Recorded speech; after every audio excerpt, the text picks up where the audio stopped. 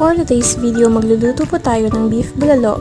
And yes, napakuluan ko na po ng 45 minutes yung beef at nilagay ko na rin po yung buong paminta or whole peppercorn at sibuyas. Pagkatapos nito ay tatakpan lang natin usually 2 to 3 hours sa mahinang apoy. Pero kung gusto nyong mabilisan, pwede kayong gumamit ng pressure cooker, mga 40 to 45 minutes lang, ready na to.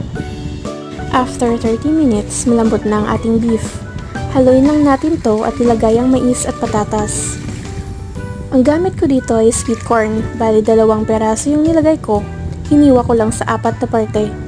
Pagdating dito sa sweet corn, pakuluan lang natin ng at least 15 minutes, then takpan na natin yung cooking pan. Makalipas ang 15 minutes, pwede na nating lagyan ng mga panimpla like salt, pepper. Optional lang naman yung sugar kung gusto nyong mag-balance yung flavor. Hanguin lang at takpan.